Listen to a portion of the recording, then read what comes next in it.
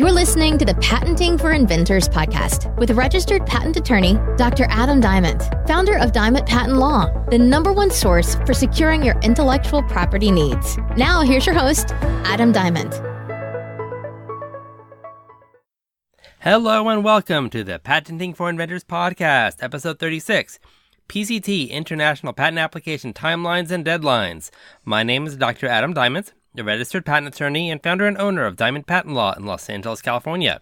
I can be contacted through my website at diamondspatentlaw.com. That's D-I-A-M-E-N-T, patentlaw.com. Or if that's too hard to remember, you can get to it through patentingforinventors.com. That's patenting, F-O-R, inventors.com.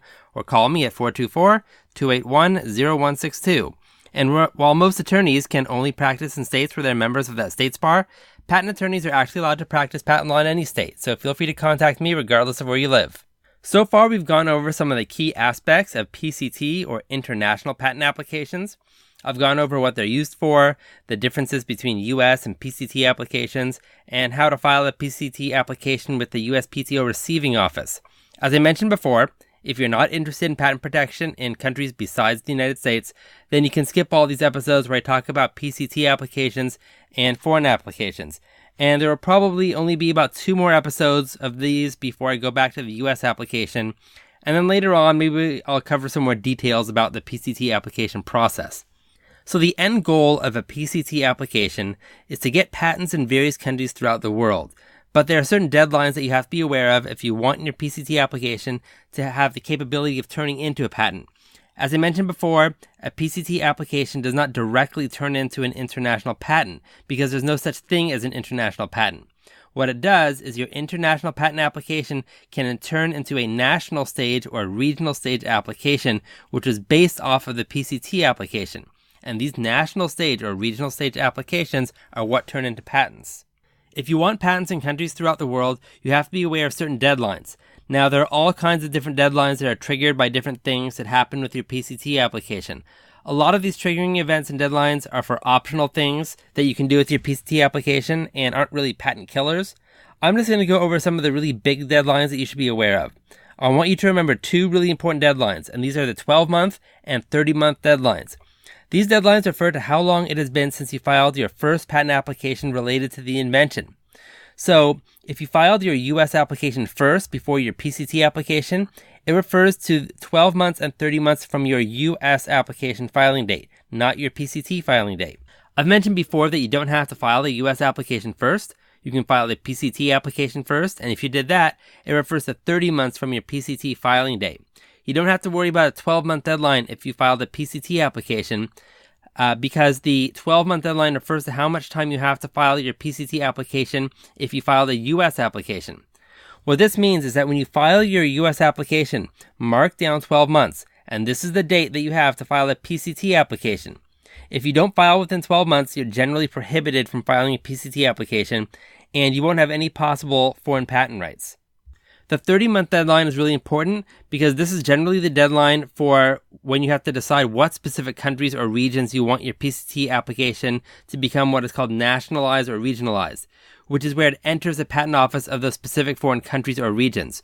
The whole point of this 30-month period is to get your PCT application in condition so it'll be allowed quickly when you nationalize your application in foreign countries. So let's go over the timeline and some other important deadlines that you should be aware of. Let's say you file your PCT application 12 months after your US application. When you do this, this is called Chapter 1 of your PCT application. So you've entered Chapter 1. What happens after you file your PCT application is that usually 4 months later, which is 16 months from your US application filing date, you will get what is called a search report and written opinion from the International Searching Authority. You'll get a report from the PCT examiner that says whether your claims are patentable. At this point, you don't need to do anything if you don't want to.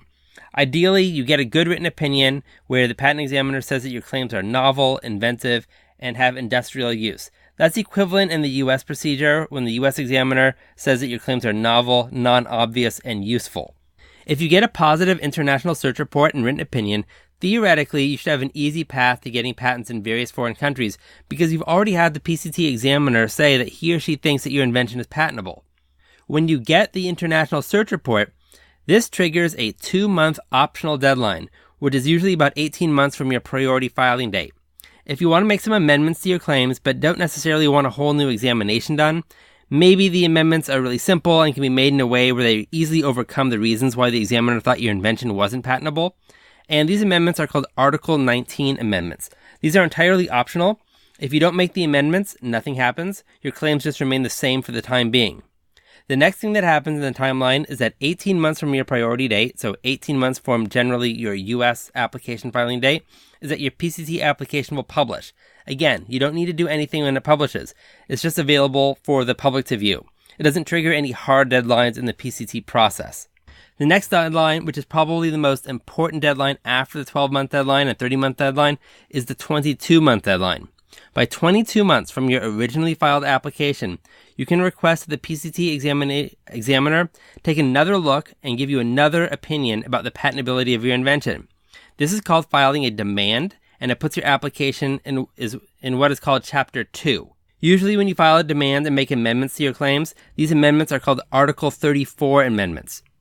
So if you missed the Article 19 amendment deadline from 2 months after the initial written opinion, this is your chance to make amendments. But if you do so, at this time by the 22-month mark, you have to request that the examiner give you another opinion, and you also have to pay more money to the PCT office, and you also have to give arguments about why you think either the amendments make your invention patentable or why the examiner was wrong in the initial written opinion. This is entirely optional. If you got a positive written opinion, you probably don't want to make any amendments. Then by 28 months, you should get the opinion from the patent examiner, and this one is called the International Preliminary Examination Report. Now, I just want to backtrack a little bit. There is one other deadline that isn't used that much, and it occurs 19 months after the priority date, and this is called a request for a supplementary international search. Let's say when you filed your initial application, you requested a PCT examiner in the United States examine your application. Before the 19-month mark, you can also request another examiner from a different country give you another opinion. Maybe you think that there are lots of references that might be in the Korean language that a U.S. examiner might miss, and it could be relevant to whether you'll get a patent or not. So you might want to request a supplemental examination in Korea. So if you get two positive patentability opinions from two different countries' PCT examiners, then there's probably a good chance it will be allowed when you nationalize your application. This is entirely optional and most people don't do it.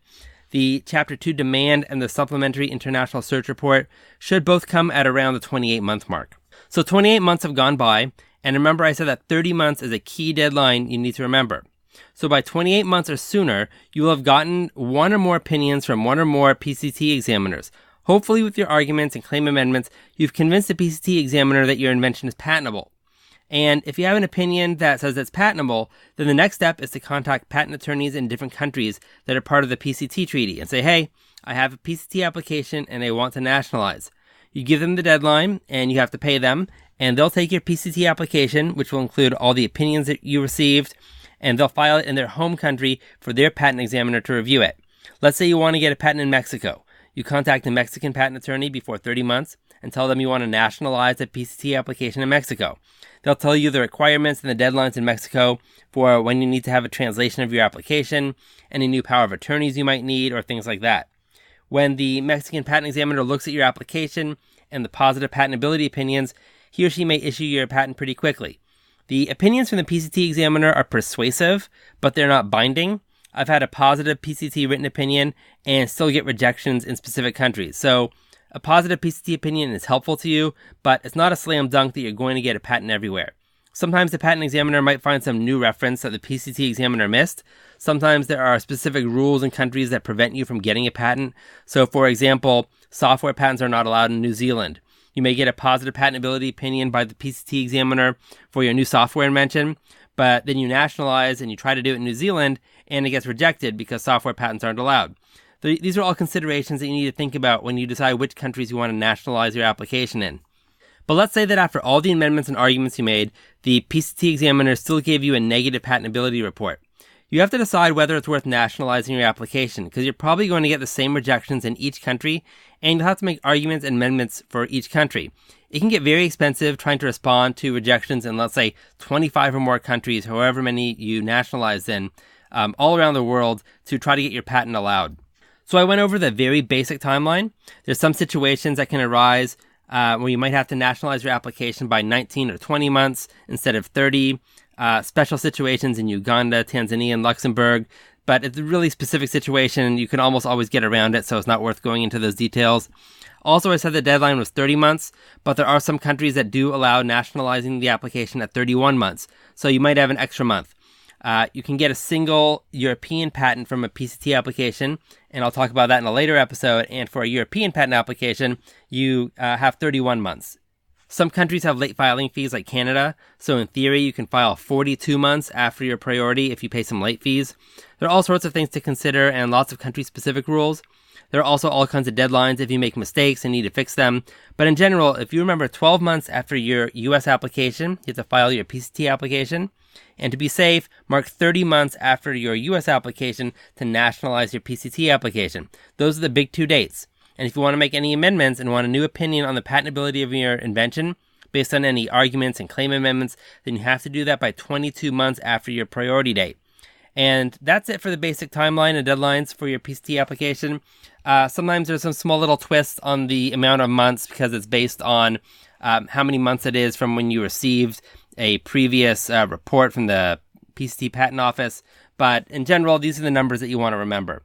And if you want help with drafting your patent application, you can contact me through my website at patentingforinventors.com. That's patentingforinventors.com. Or call Diamond Patent Law at 424-281-0162. I'm Adam Diamond, and until next time, keep on inventing. Thanks for listening to the Patenting for Inventors podcast with host Adam Diamond. If you enjoyed the show, please rate and review on iTunes. The contents of this podcast are intended for general informational purposes only. The facts of every legal matter are unique, and the content of this podcast should not be construed as offering legal advice for your specific legal situation. For more information and help with your own intellectual property needs, contact Adam Diamond at patentingforinventors.com. That's patentingforinventors.com. Or call Diamond Patent Law at 424-281-0162. The preceding information may be considered an attorney advertisement and does not establish any attorney-client relationship.